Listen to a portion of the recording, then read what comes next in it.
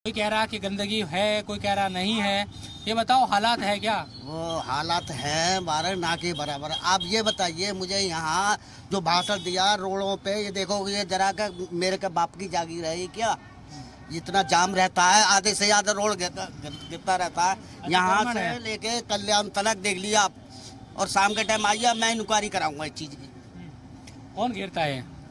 हम ही लोग घेरते हैं दुकानदार, और कौन घेरते हैं भाई? इतना चौड़ा रोड वहाँ तलक, गवर्नमेंट तो ये करेगी कि वहाँ तक तोड़ देगी, फिर भी गिरेगा वहाँ तलक रोड। कम से कम मैंने कोई चीज ले रखी है तो अपनी हाथ तलक तो दे आदमी। तो दो बड़े मुद्दे हैं, एक जाम का और एक गंदगी का।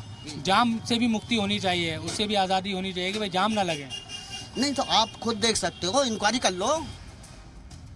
हालांकि इस इलाके में आम आदमी पार्टी के रुकने असेंबली अब्दुल रहमान हैं। कभी वो यहाँ के काउंसलर हुआ करते थे। उनके हामी दावा कर रहे हैं कि बीजेपी को सिर्फ आप हरा सकती है, इसीलिए उनकी पार्टी ही यहाँ जीतेगी।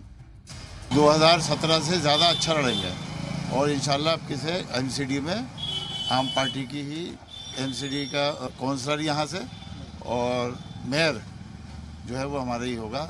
सरकार ने पूरी दुनिया को मालूम है, मोहल्ला क्लिनिक हो गए, स्कूल हो गए, राशन हो गया, डबल फ्री दे रहे हैं, और रोड हैं, सड़कें हैं, नाली है, खरंजा है, और बस में लेडीज़ फ्री सफ़र करती हैं। पेंशन जो लोगों की आती थी वो डबल कर दी गई है। तो बहुत सारे काम है, कहते कहते घंटे गुजर जाएंगे, इतने काम कर रहे हैं, और पब्लिक उसको जो है जान रही है। पब्लिक बहुत होशियार है। महिला आरक्षित सीट है, जीत जाएगी हमारी पार्टी यहाँ से? यहाँ से आम आदमी पार्टी जीतेगी। कैसे, क्यों? विकास कर रही है आम आदमी, लोगों का ध्यान रख रही है। आप देख रहे हो अंदर लोग कितने करते हैं, कितने और किसी का कुछ नहीं कर रहे हैं। स्कूलों को देख लो, सड़कें देख लो, गलियों सफाई देख लो। आम आदमी पार्टी तो जीतेगी, केजरीवाल भी जीतेंगे और ये भी। नगर निगम में आप आम आदमी पार्टी आएगी? बिल्कुल आएगी सर, और हो सकता है आपके एमपी में भी आए। हालांकि खवातीन रिजर्वेशन होने की वजह से इलाके की बेटियों को उम्मीद है कि उनका फायदा होगा और खातून काउंसलर बनकर उनकी बात की जाएगी।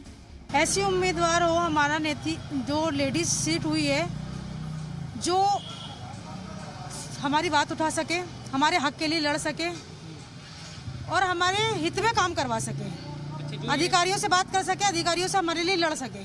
क्योंकि जब वो पब्लिक में होंगे, पब्लिक उन्हें जानेंगे, तभी वोट देंगे। ऐसा नहीं कि जेंट्स आगे हों।